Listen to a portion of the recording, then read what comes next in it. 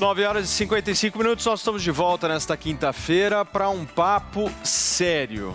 Aqui com você que está nos assistindo em casa. É assustadora, gente, a disparada da violência contra professores da rede pública de ensino aqui no nosso país. A plataforma da Ouvidoria do Ministério dos Direitos Humanos e da Cidadania registrou um aumento em 2024 de 18,35% no número de denúncias, comparado com janeiro a novembro do ano passado, de 2023. Mas a gente preparou uma reportagem e daqui a pouco a gente vai discutir essa grave situação que existe principalmente nas escolas públicas. Roda a reportagem. Foi-se o tempo em que a maçã era a prova de carinho, uma forma do aluno expressar o respeito e a admiração por quem o ensinava. Só no ano passado, mais de 7.800 professores disseram ter sofrido algum tipo de violência nas escolas públicas estaduais de São Paulo, a maioria envolvendo agressões verbais. Depois, ameaças, agressões físicas vem na sequência. Cíntia, professora de artes, sentiu na pele. Entrava assim de repente no nada, 3 jovens que chutavam a porta e eles começavam a agredir as crianças com canetas na orelha, batendo. E aí eu, quando virava as costas para escrever na lousa, eles começavam a pegar objetos, giz de cera, não giz de lousa, giz de cera, e jogar com muita força nas minhas costas, na minha cabeça. Depois, ficou mais grave. Os alunos vinham e falavam, se a senhora falar, então a sua vida corre risco. A professora precisou ser afastada para fazer um tratamento, assim como esta outra educadora, hoje aposentada. Os traumas vieram após situações como esta. Uma ocasião, um aluno me perguntou uma palavra. Ele me trouxe, por acaso, foi até um livro de gramática. E aí o que acontece? Eu falei, vamos procurar juntos para a gente poder aprender. Eu falei, mas isso é um livro de gramática. Aí ele jogou o livro para cima da minha pessoa e falou o palavrão e falou, vai você levar na biblioteca, eu não vou levar. Em 2023, as agressões aos professores aumentaram 33%, mesmo o ano em que a Secretaria da Educação recebeu mais de 150 mil pedidos de licença médica, o índice maior desde 2014. E em cada 5 pedidos, 1 envolvia ansiedade, depressão e outros transtornos emocionais. Se você não está bem, você não tem como ajudar também o outro. Né? E a educação ela tem que ter esse poder de transformar. Então eu tive que fazer um trabalho comigo para me curar, para poder ajudar os alunos. Pensar que é nas escolas que estão os nossos futuros, né? Futuros membros aí da sociedade. Agora, eu quero que você preste atenção junto com a gente aqui num desabafo de uma professora que foi brutalmente agredida e principalmente o que ela fala sobre isso. Então, hoje é segunda-feira, olha ainda como é que tá meu olho. E sem contar que aqui, ó, parece até que fraturou, tão dolorido que tá. Agora eu vou na UPA levar todos os documentos que eu tenho, boletim de ocorrência, tudo, que eu peguei para o médico me dar mais alguns dias, né? Que ainda tá desse jeito, meus braços também, ainda tá assim, ó, começando a sair o hematoma do braço, né? Mas o psicológico aqui não tá fácil, não. Hoje eu fiquei numa ansiedade horrível, né? Porque eu não sabia se eu ia ter que voltar. Eu achei que eu tinha que voltar hoje, já estava aqui passando mal. Aí eu liguei para dona Karina, falei com ela, e ela viu lá na escola, né? Com a GOI de lá, para ver se eu podia. E ela falou que sim, né? E eu fui agredida na escola, eu tenho que ver essa questão. Essa moça que você viu agora é a professora Edna Maria. Edna, muito obrigado por ter aceitado o nosso convite. Bom dia. Eu imagino Obrigada. A sua dificuldade de falar sobre isso, né? Agora, assim, ainda é difícil. Ainda é difícil por quê? Porque através da profissão, e pelo menos dessa profissão que eu escolhi, que eu mantenho a minha casa, a minha vida, né? A minha vida, a vida dos meus... A minha vida com meu filho, porque, na verdade, sou eu e um filho. Então, é o meu sustento. Então, se você sai para trabalhar, né, para chegar lá naquele dia do teu pagamento, que é no caso da gente que trabalha e que tem um salário ali para se sustentar, a gente sai feliz, E assim, é impressionante como que a gente sai feliz de casa e chega na escola e passa aquele período, e aí você pensa assim, não, hoje é o último dia, que eu sei que tem muitos professores que pensam assim, mas aí parece que te cria uma força, assim, de repente, superior, para no dia seguinte você estar lá. De onde tira essa força, então, né? É da paixão pela profissão, né? Deve ser, porque é meio que instintivo, assim, vem assim, sabe? É como, eu até, uma vez até comentei assim, que é como a mulher no parto, que ela diz que não vai ter mais filho, e dali a pouco ela está grávida de novo, sabe? Daí um tempo. Porque a gente está lá no dia seguinte bem... Né? Isso quando dá, lógico, para não ter, por exemplo, não tendo acontecido algo ruim demais, né? Porque aquelas questões do dia a dia que acontecem, né, com frequência, de indisciplina, de xingamentos, ou de aluno que não, por exemplo, que não quer fazer atividade e tal, isso é bem corriqueiro. Agora, o que Mas a gente... nesse dia que a gente está vendo aí as imagens, o que aconteceu para chegar nesse ponto? Então, na verdade, esse dia foi o ápice das atitudes de um aluno que já vinha com um comportamento desde o início do ano, porque eu comecei a dar aula nessa escola no começo desse ano. Eu nunca tinha dado aula nessa escola e fui para lá no começo do ano. Em Cubatão. Em Cubatão, né? Que inclusive a diretoria de ensino que atribuiu algumas aulas para a gente no início do ano. E aí eu fui para lá.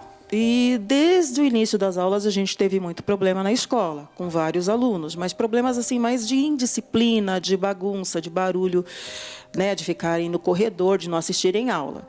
Mas esse aluno, ele vem já dando problemas, assim, pontualmente ele, desde o início do ano. E não só eu tive problemas com ele, né, como outros professores também relataram, e faziam relatos, né, que a gente tinha que preencher, né, toda escola tem isso, uma ocorrência, um papel lá falando do que o aluno fez de errado. Então, ele já vinha trazendo um problema já há um tempo. Bom, Edna, uma dúvida. E os pais desse aluno? É assim, eu, pelo menos, assim, eu nunca tive os pais lá, ou pelo menos a mãe, né, lá presente, para saber o que o filho fez. Nunca aconteceu isso. Ela foi uma vez lá para questionar uma coisa que ele falou para ela, que eu tinha feito de uma agressão, coisa que eu falei que jamais faria isso, até porque alguém que encostasse nele, ele jamais iria ficar quieto, não iria revidar.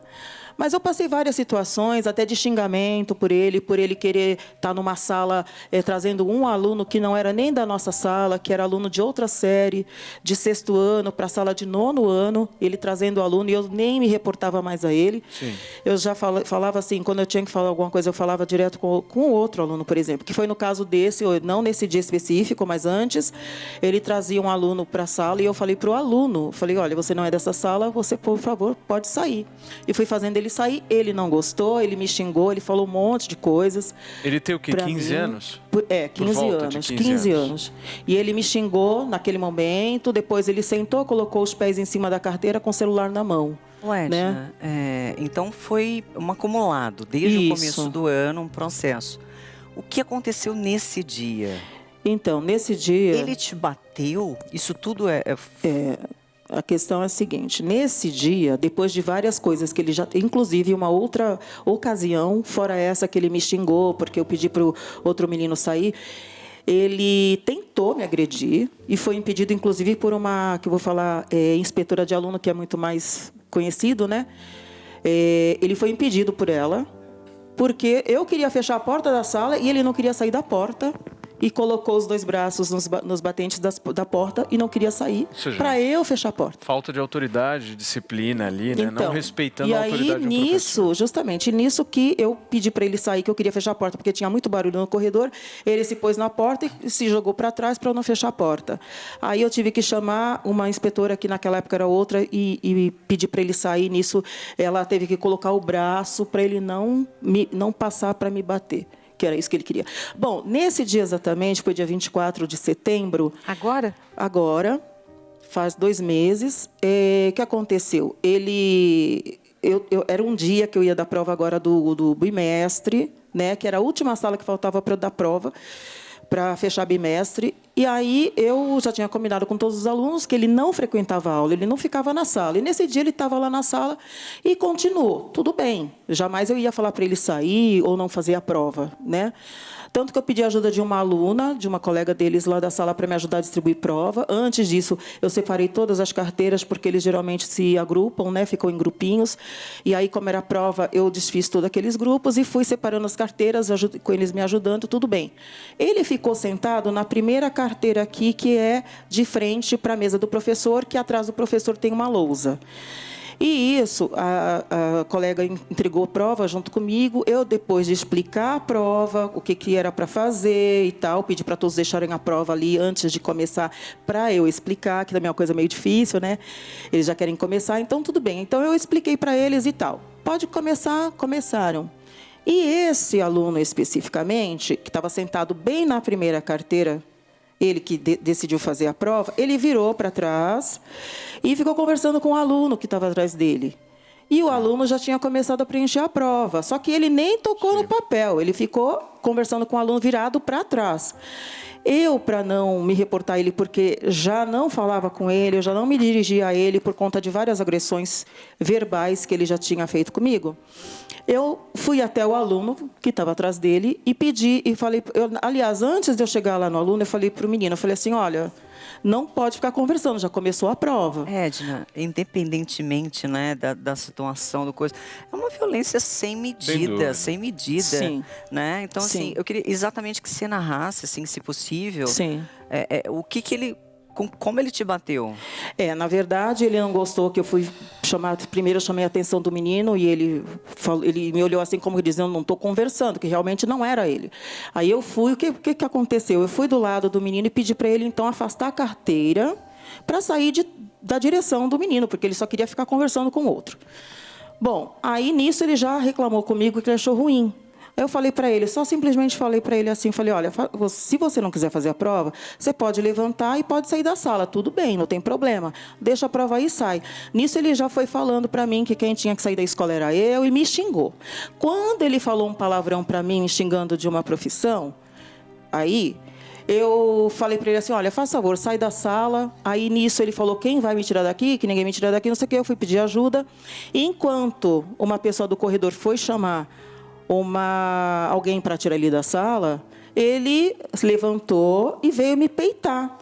Levantou, veio na minha frente, encostou o peito dele no meu e foi me empurrando para trás.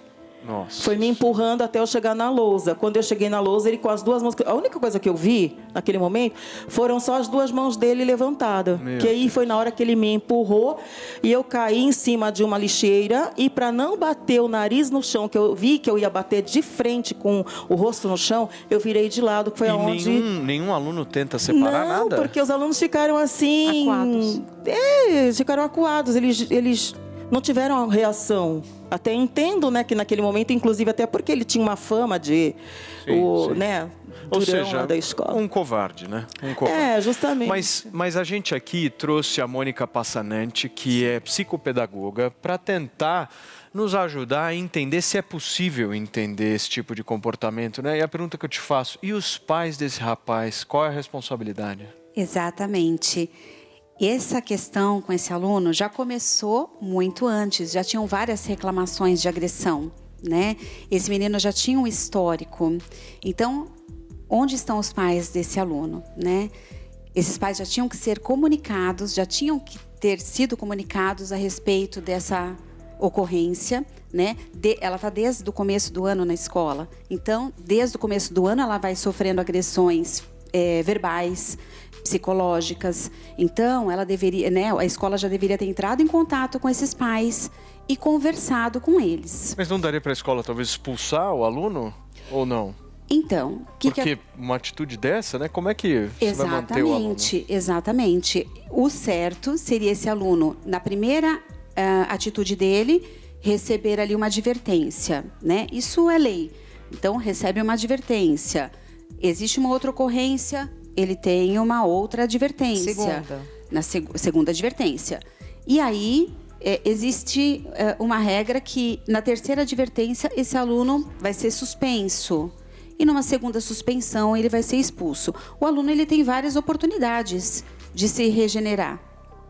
Mas não foi o caso desse aluno, né? Então, foi um aluno que foi além. E aí, onde está a família desse aluno? É porque eu vejo, Mônica, talvez um processo de terceirização de responsabilidade que hoje existe no Brasil, né? Tem muita gente que fala, a escola pública, a escola não funciona, mas na realidade, você está terceirizando uma responsabilidade dos pais, né? Porque esse garoto quem está apanhando em sala de aula é a professora. Se ele não tiver um pai e uma mãe, ele tem um responsável. Essas pessoas precisam ser chamadas. Exatamente. Que isso? Então, a escola tem a responsabilidade de chamar esses pais, mas esses pais têm a responsabilidade de estar dentro da escola, né? De saber o que está acontecendo com seu filho e de resolver esse assunto com o filho, né? Realmente, essa terceirização acontece muito, né? Os pais terceirizam as crianças e os adolescentes hoje em dia, não só para profissionais, mas terceirizam muito mais para um celular, né? Que é muito mais fácil você deixar o seu filho vendo um celular do que você fazer alguma atividade com ele, do que você tirar um tempo para estar com seu próprio filho, né? E de explicar para ele valores, de ensinar a ser respeitoso, de ter empatia com as pessoas, né? Porque o que a gente vê aqui é total falta de empatia. É inversão de valores. Inversão de valores. Completa. Com certeza. Né? Então, esses pais deveriam ter sido chamados. Pelo que eu estava conversando com a Edna, parece que isso aconteceu por várias vezes, principalmente da parte dela, né? O pouco que eu estava conversando com ela, entendi que é uma professora totalmente preocupada com os alunos, né? Tentou resolver essa questão com este aluno, mas muitas vezes os pais não conseguem enxergar que o filho tem um potencial violento, né? É mais fácil dizer, não, meu filho não é capaz de fazer uma coisa dessa. A professora que persegue ele. Exatamente. E isso faz com que o aluno se sinta preenchido, valorizado. E aí ele tem essa coragem de chegar numa professora e cometer essa violência. A Edna vai ter que voltar para a escola? Então, agora eu tô de licença, né? Inclusive, eu não sou concursada, não sou estatutária, né? Eu sou categoria O, que é contratada, né? Então, acabam sempre surgindo algumas legislações e tal, então eu acabei perdendo as aulas, mas eu estou pelo INSS agora, estou de licença médica, que só no ano que vem é que eu devo pegar aulas, né? Ser atribuída lá para fevereiro e tal. Mas de tudo, assim, é muito bonito ver a sua paixão pela sua profissão. E eu acho que eu gosto, o professor que tem essa paixão, eu não tenho a menor dúvida que faz o trabalho dele bem feito, porque, que é formar as pessoas. Assim, a gente, na verdade, o professor, ele quer dar aula, né? Que é o mais difícil, a gente conseguir dar aula. E isso deixa a gente até frustrado, porque você faz uma programação para chegar lá, passar aquele conteúdo, conversar, explicar, que é uma coisa que a gente nem consegue. E a gente fica frustrado, mas é como eu disse, aí passa aquele dia e no dia seguinte você está lá com a mesma intenção. Só que você acaba se frustrando. Às vezes até dá certo e tal, mas... Edna, muito obrigado, viu? Pela sua disponibilidade. Eu que agradeço pela oportunidade de estar passando a gente agradece muito, a situação, infelizmente. Obrigada. Você nunca mais passa por isso. Exatamente. Mônica, obrigado. Eu que agradeço a oportunidade de estar Volte aqui. sempre. A Mônica que é espectadora nossa. É verdade. Eu costumo dizer que a educação, nós não buscamos ser profissionais da educação, mas a educação nos busca. É isso aí. Né? Parabéns pela profissão. É um amor mesmo. Parabéns.